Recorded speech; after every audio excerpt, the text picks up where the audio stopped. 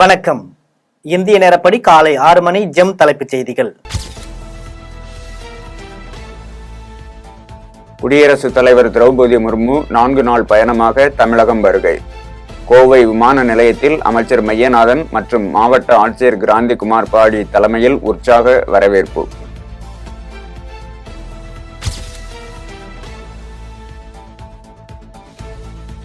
பிரதமரின் விஸ்வகர்மா திட்டத்தை தமிழ்நாடு அரசு செயல்படுத்தாது.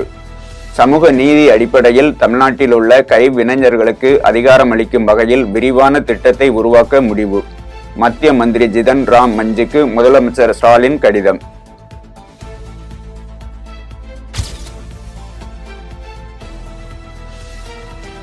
முதலமைச்சர் ஸ்டாலினுக்கு உள்ளது போல் அரசியல் ஞான ஒளி எனக்கு கிடைக்கவில்லை. எனக்கு வருத்தமாக இருக்கிறது. நான் என்ன செய்வது? முதலமைச்சர் மு க ஸ்டாலினுக்கு டாக்டர் ராமதாஸ் பதில். அவரை போல் ஞான ஒளி, பிரகாச ஞான ஒளி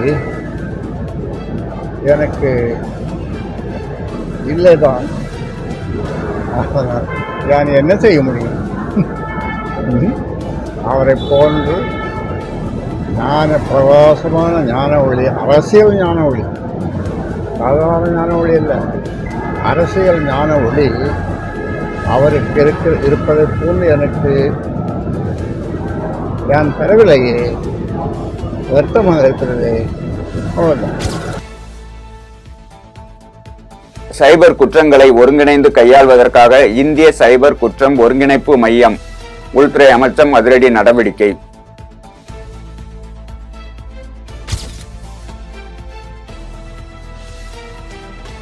டிஜிபி ராஜீவ்குமார், டிஜிபி வன்னி பெருமாள் உள்ளிட்ட போலீஸ் அதிகாரிகளை பணியிட மாற்றம் செய்து தமிழ்நாடு அரசு உத்தரவு.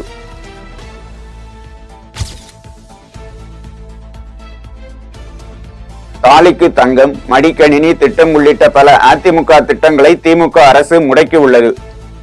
அதிமுக மூத்த தலைவர் ஜெயக்குமார் பரபரப்பு புகார்.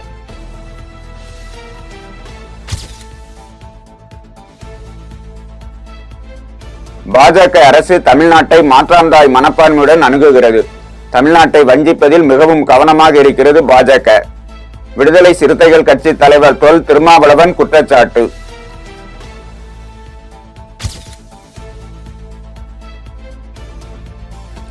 மகாராஷ்டிரா முதல்வர் பதவியில் இருந்து விலக ஏக்நாத் ஷிண்டேவுக்கு பாஜக அழுத்தம். காங்கிரஸ் தலைவர் நானா பட்டாலே குற்றச்சாட்டு.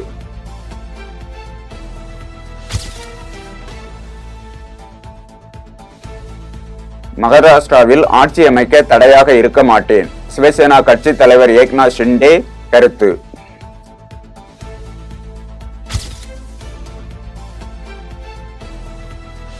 தேவநாதன் யாதவ் சம்பந்தப்பட்ட மயிலாப்பூர் இந்து பெர்மனன்ட் ஃபண்ட் நிதி நிறுவன மோசடி விவகாரத்தில் விரைவில் நடவடிக்கை.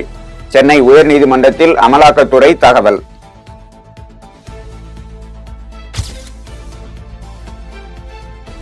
தமிழக வெற்றி கழகத்தின் மாநாடு முடிந்து 1 மாதம் நிறைவு பெற்று உள்ளதையொட்டி நடிகர் விஜய் வீடியோ வெளியீடு சமூக வலைதளங்களில் வைரல்.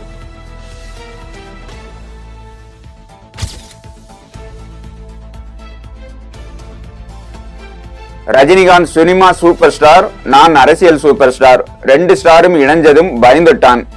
எனக்கு காவியை போட்டு சங்கியாக்க பார்க்கிறார்கள். நாம் தமிழர் தலைமை ஒருங்கிணைப்பாளர் சீமான் ஆவேசம். நானும் ஐயா ரஜினிகாந்தும் பேசுறது எனக்கு என் தலைவனுக்கு நடந்தது எங்க 2 பேருக்கும் தான் தெரியும். எங்களை சுத்தி பாதுகாப்புக்கு நின்று சில போராளிகளுக்கு தெரியும், ரொம்ப நெருக்கமான தளபதிகளுக்கு தெரியும். அந்த தலைவர்கள் பேச முடியாத சூழல் சிலர் இல்லை. ஆனா என்ன நடந்தது அவனா ஒரு யுகத்துல பேசுவோம்.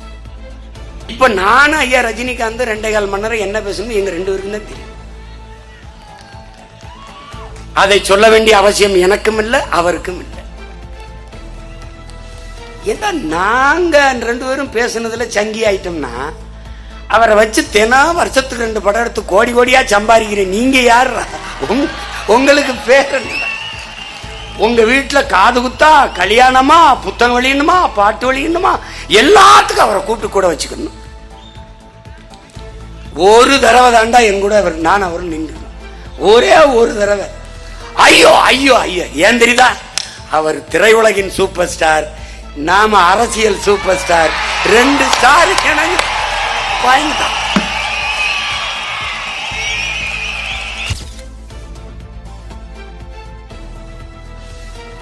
பணம் கொடுத்து கூட்டணி அமைக்க வேண்டிய அவசியம் அதிமுகவுக்கு இல்லை.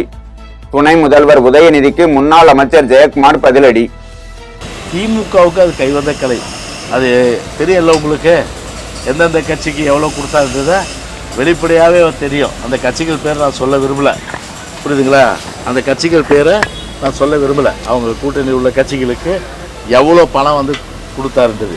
ஆனால் எங்களை பொறுத்தவரையில் அப்படி வந்து ஒரு பணத்தை கொடுத்து கூட்டணி அமைக்க வேண்டிய அவசியம் எங்களுக்கு கிடையாது.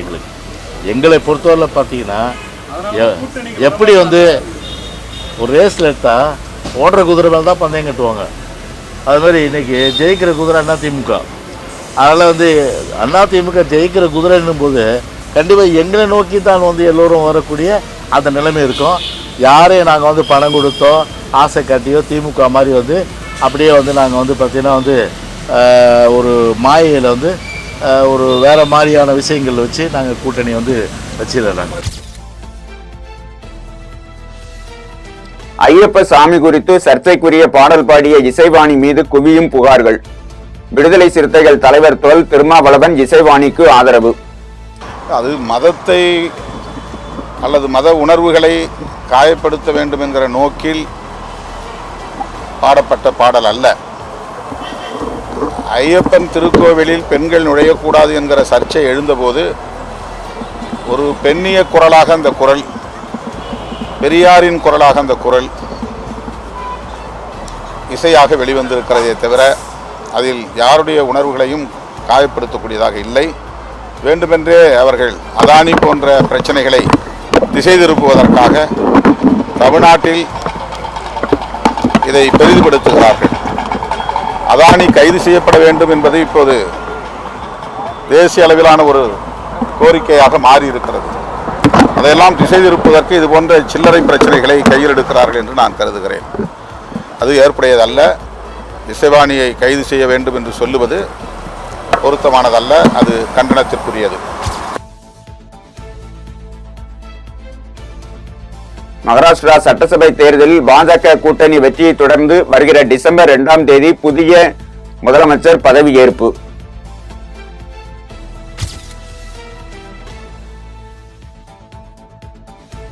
ஜார்க்கண்ட் முதலமைச்சராக ஹேமந்த் சோரன் இன்று பதவியேற்பு.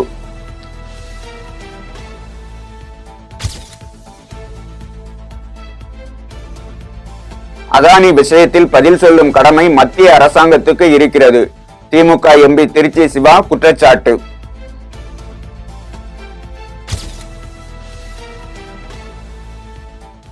காங்கிரஸ் மூத்த தலைவர் EVKS இளங்கோவனுக்கு திடீர் உடல்நலக்குறைவு. முதலமைச்சர் மு.க. ஸ்டாலின் இன்று தனியார் மருத்துவமனைக்கு நேரில் சென்று சந்தித்து நலம் விசாரிக்க உள்ளதாக தகவல்.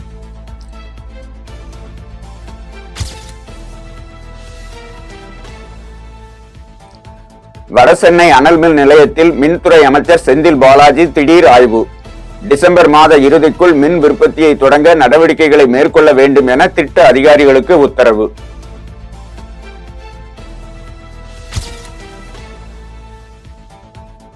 மெட்ரோ ரயில் பணிக்காக காட்டுப்பாக்கம் பூவிருந்தவல்லி இடையே 4 சாலை சந்திப்பில் கட்டப்பட்டு வரும் தூணில் கம்பிகள் சாய்ந்ததால் பொதுமக்கள் அச்சம். நடவடிக்கை மேற்கொள்ள வேண்டும் என வலியுறுத்தல்.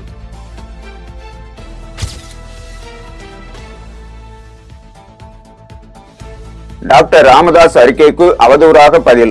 முதலமைச்சர் மு.க. ஸ்டாலினை கண்டித்து கடலூர் ஒருங்கிணைந்த நீதிமன்ற நுழைவாயிலில் பாமக வழக்கறிஞர்கள் கண்டன ஆர்ப்பாட்டம்.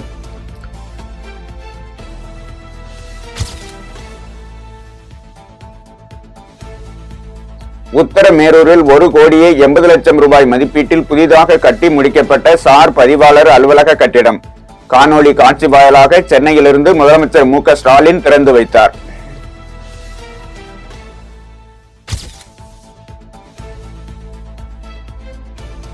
மாமல்லபுரம் அருகே கார் மோதி பயங்கர விபத்து. 5 பெண்கள் உயிரிழப்பு. வழக்கு பதிவு செய்து போலீசார் தீவிர விசாரணை.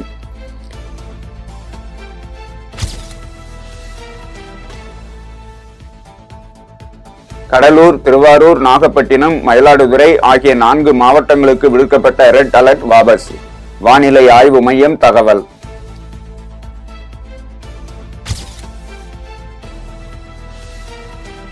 ராமேஸ்வரம், பாம்பன் பகுதிகளில் கடல் சீற்றம் மற்றும் தொடர் மழையால் வீடுகளுக்குள் புகுந்தது வெள்ளம்.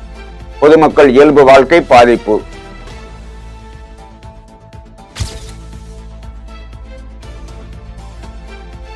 புதுக்கோட்டை மாவட்ட கடலோர பகுதிகளில் புயல், மழை பாதுகாப்பு முன்னேற்பாடுகள் குறித்து கூடுதல் ஆட்சியர் அப்தாப் ரசூல் நேரில் ஆய்வு. மீனவர்கள் பாதுகாப்பு குறித்தும் கலந்த ஆலோசனை.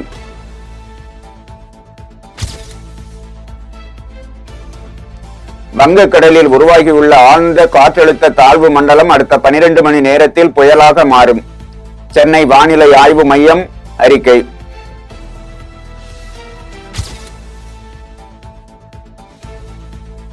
மழை நீரில் மூழ்கிய பல்லாயிரம் ஏக்கர் சம்பா பயிர். டெல்டா மாவட்டங்களில் கண்ணீரில் குமுறும் விவசாயிகள்.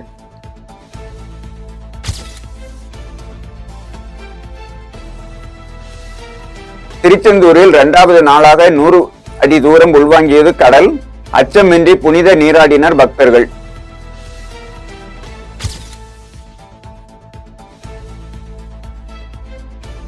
பாகிஸ்தான் முன்னாள் பிரதமர் இம்ரான்கானை சிறையிலிருந்து விடுதலை செய்ய கோரி ஆதரவாளர்கள் நடத்திய போராட்டத்தில் வன்முறை. தொடர்ந்து நடைபெற்ற 3 நாள் போராட்டத்தில் 10 போலீசார் பலி.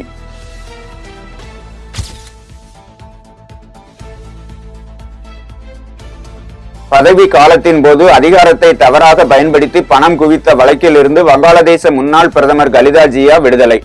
டாக்கா கோர்ட் நீதிபதிகள் உத்தரவு.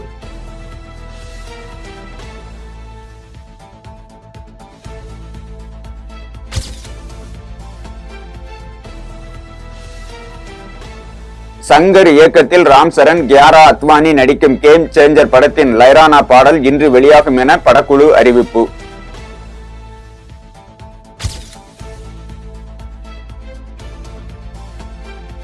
இந்து மதத்தில் இருந்து வெளியேறி கிறிஸ்தவம் தழுவ நடிகை கீர்த்தி சுரேஷ் முடிவு. காதலரை விரைவில் திருமணம் செய்து கொள்ள திட்டம்.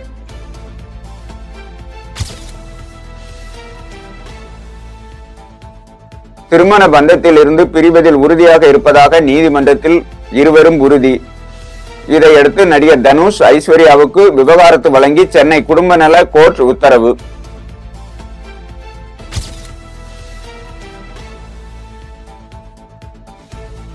உலக செஸ் சாம்பியன்ஷிப் போட்டியின் 3வது சுற்றில் இந்திய வீரர் குகேஷ் வெற்றி. 4வது சுற்று நாளை நடைபெறுகிறது.